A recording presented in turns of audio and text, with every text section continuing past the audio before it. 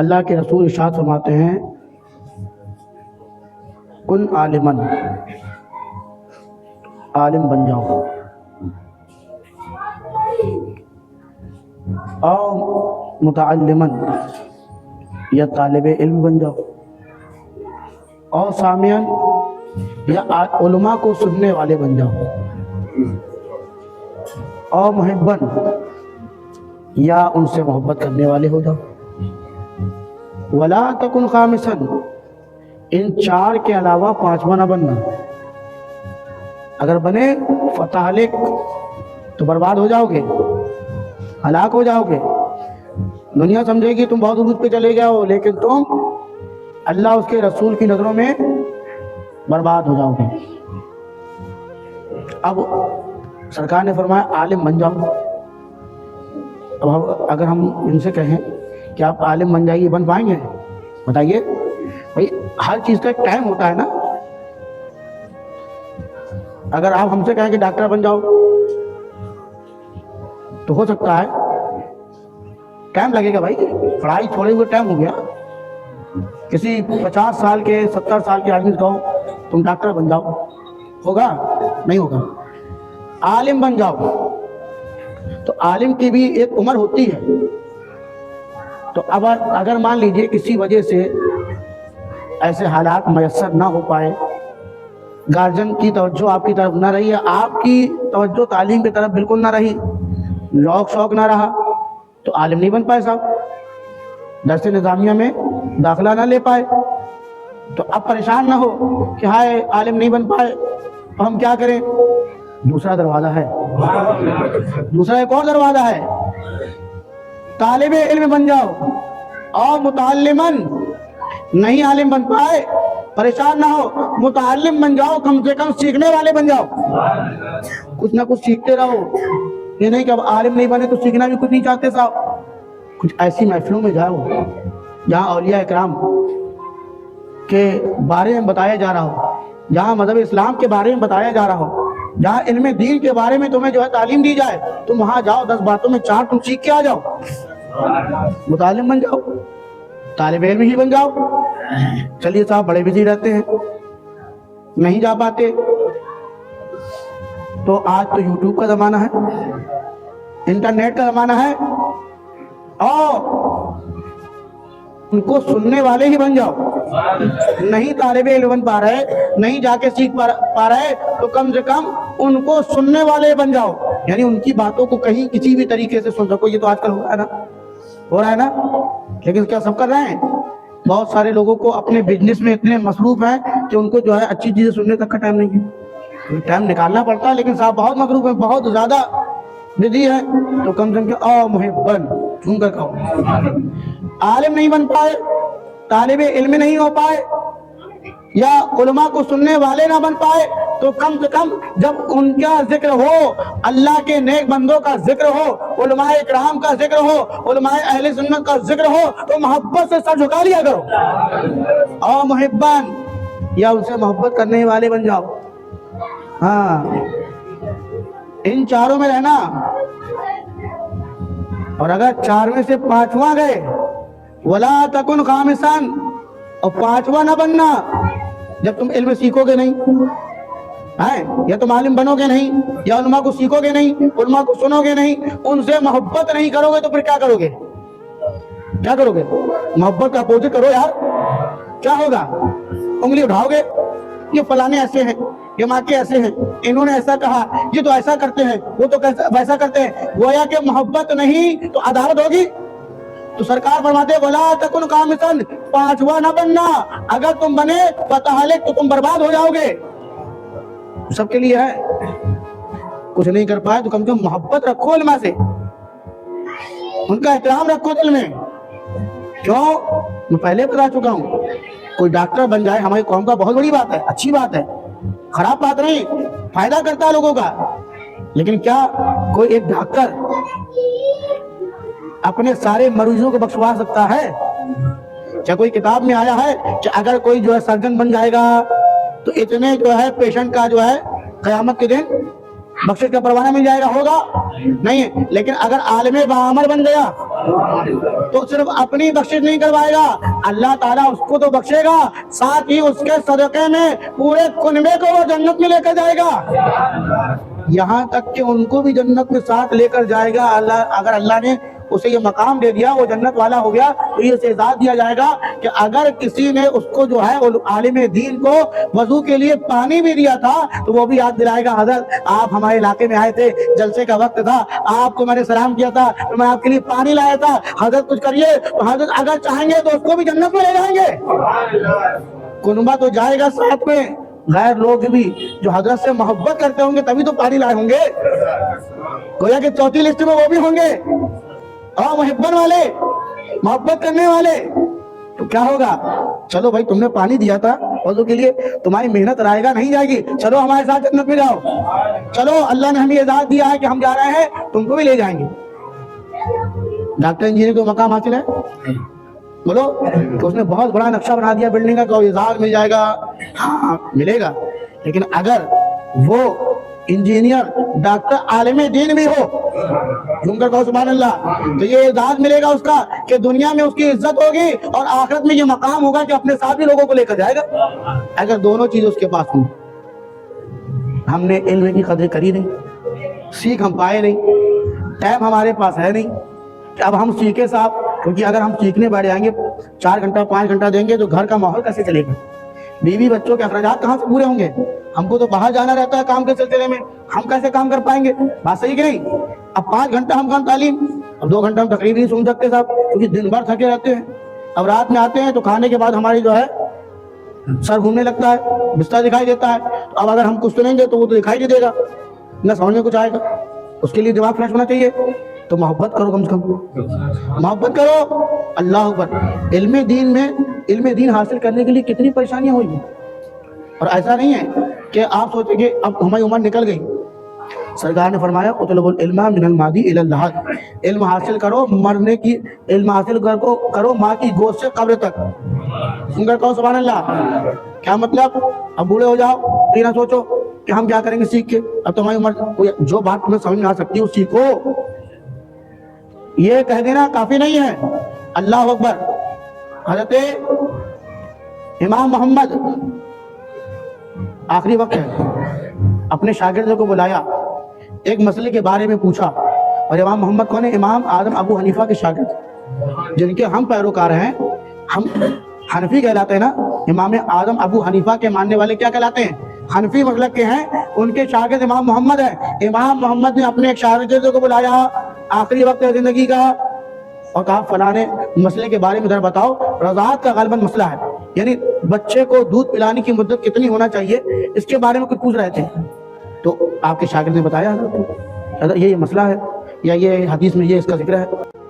कहा लेकिन हज़रत ये बताइए, ये इस वक्त जो है आप ये मसला पूछ रहे हैं, ऐसा क्या बात आ गई कि आखिरी वक्त है, आप परेशानी का दौर है आपका और आप मसले पूछ रहे हैं? कहा इसलिए कि मैं चाहता हूँ, मुझे एहसास हो रहा है कि मेरी जिंदगी के आखिरी लम्हात चल रहे हैं, तो मैं चाहता हूँ इस लम्हात में अल्लाह के रसूल की सुन्नत अदा कर सकूं। क्या है सुन्नत? सरकार ने फरमाया है उतलुबुल इल्मा मिनल महदी इलल लहाद, इल्म हासिल करो माँ की गोद से कब्र तक। सरकार की हदीस पर मैं चाहता हूँ अमल करो मरते दम तक। अगर तुम चाहो तो जिंदगी से लेके मौत तक इल्म दीन सीखो।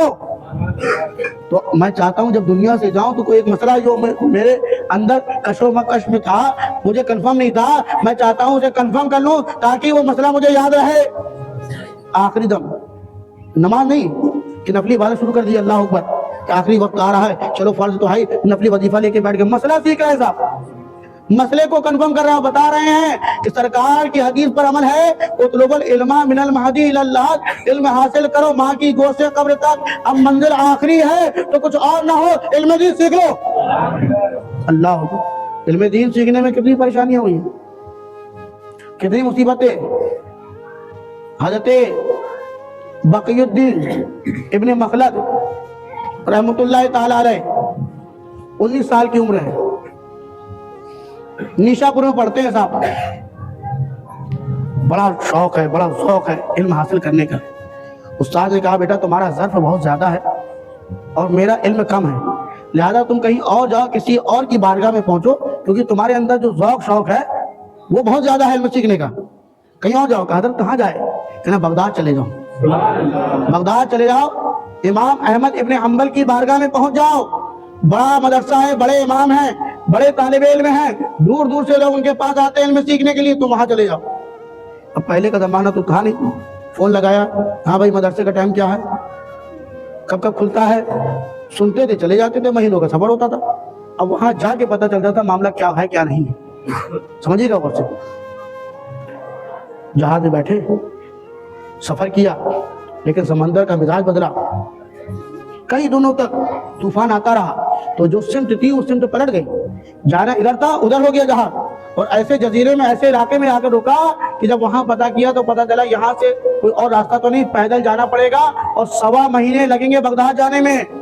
سارا جو بھی سامان کھانے پینے کا تھا سب ختم, لیکن ہار نہیں مانی کہ اب یہاں چلو واپس چلو, 1.25 مہینے کون پیدل کھینچے گا. ارادہ پکا تھا, عزم پکا تھا, چل دیے. 1.25 مہینے کے بعد بغداد پہنچے تو جب پتہ چلا, جانکاری لی کہ امام احمد ابن حنبل کہاں ہے, تو پتہ چلا کہ ان کا مدرسہ تو بند ہو گیا, کیونکہ بادشاہ وقت ناراض ہو گیا تھا. لہذا ان کو ان کے گھر میں قید بند کر دیا گیا, جسے نظر بند کرتے ہیں ہم لوگ, نکلنے نہیں دیا جاتا. ان کا مدرسہ بند ہو گیا ہے. اللہ اکبر. ذوق شوق ایسا ہے علم حاصل کرنے کا, لیکن معاملہ ادھر ہے. یہاں پر لوگوں سے پوچھو ان کا گھر کہاں, لوگ کہیں ہم بتائیں گے نہیں, ڈرتے ہیں لوگ, کہیں اگر ہم نے بتا دیا تو ہماری قید نہ ہو. ایک شخص تیار ہوا, اس نے کہا ایسا ہے, ہم آنکھ کے اشارے سے بتائیں گے فلاں مکان ان کا ہے, باقی تمہارا کام ہے. ٹھیک. ایک نے بتایا کہ فلاں مکان یہ والا ہے. اب یہ واپس آ گئے اپنے قیام گاہ میں. حضرت بقی الدین ابن مخلد واپس آ گئے, رات بس سوچنے لگے کہ جانا کیسے ہے, وہاں تو پہرا ہے پاس, کیسے جاؤں. اگر عام انسان بن کے جاؤں گا تو پوچھا جائے گا کہاں سے آئے ہو, کیسے آئے ہو, کیا کیا جائے. علم کا شوق زیادہ ہے, مزاج بدلا, طے کر لیا کہ اب فقیرانہ میں لباس میں جانا ہے. صبح اٹھے, بڑے بڑے بال تھے, اس کو ہاتھوں سے ٹیڑھا میڑھا کیا, جیسے فقیروں کا مزاج ہوتا ہے, کنگھی کہاں کرتے ہو, اور اچھے خاصے لباس کو ادھر سے پھاڑا, تو 4 جگہوں سے پھاڑا, تہمت کو بھی جو ہے نیچے کے حصے سے کچھ ادھر ادھر سے پھاڑا. اس کے بعد چہرہ بھی عجیب غریب بنا لیا, اور ایک ہاتھ میں کاسا لے لیا. علم کا شوق دیکھو, ایک ہاتھ میں فقیرانہ کاسا لے لیا, نکل گیا گلیوں میں اور کہنے لگا اجرکم اللہ, اللہ تمہیں اس کا اجر دے, اللہ اجر دے. جیسے ہمارے یہاں بھکاری, اللہ سلامت رکھے, تمہارے بچے خیریت سے رہیں, تم کو کماؤ, تو ہم لوگ کیا کرتے, نکل کے کچھ دے دیتے, دعا دیتا ہے نا فقیر. اجرکم اللہ اس زمانے میں کہا کرتا تھا, سپاہیوں نے بھی کچھ دیا. جب حضرت امام احمد ابن حنبل کے دروازے میں فقیر پہنچا, اس نے تیز تیز آواز اجرکم اللہ کہنے لگا. امام صاحب باہر آئے, جیسے باہر آئے حضرت بقی الدین ابن سلف جو سیکھنے آئے تھے آپ کو دیکھ کر رونے لگے.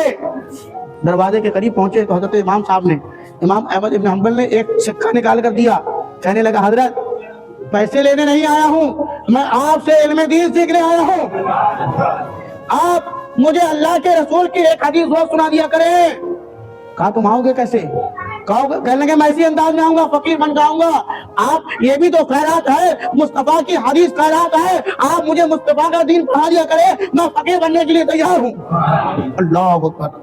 کیا جوش ہے سیکھنے کا, کیا جذبہ ہے رسول کے دین کو سیکھنے کا. اللہ اکبر. امام صاحب خوش ہو گئے, سوچنے لگے اللہ نے میری سن لی, مجھے تو قید خانے میں ڈال دیا گیا تھا, کمرے میں بند کر دیا گیا تھا, میں کس کو پڑھاتا. اللہ نے مجھ پر کرم کیا, ایک شاگرد بھیج دیا, کم سے کم میں روز اللہ کے نبی کے دین کو آگے بڑھاتا جاؤں گا, اللہ کے رسول کی حدیث آگے بڑھاتا جاؤں گا. بتاتے ہیں 1 سال تک حضرت بقی الدین ابن سلف فقیرانہ لباس میں جاتے, اور حضرت امام احمد ابن حنبل روز ایک حدیث سنایا کرتے. اللہ اکبر. آپ کے جو علم تھا اس میں کوئی کمی نہیں, اور شان یہ تھی حضرت امام احمد ابن حنبل جب وقت آتا فقیر کے آنے کا تو آپ صافہ پہن کر باہر آتے, 1 روپیہ بھی دیتے, اللہ کے رسول کی ایک حدیث بھی سنا دیا کرتے.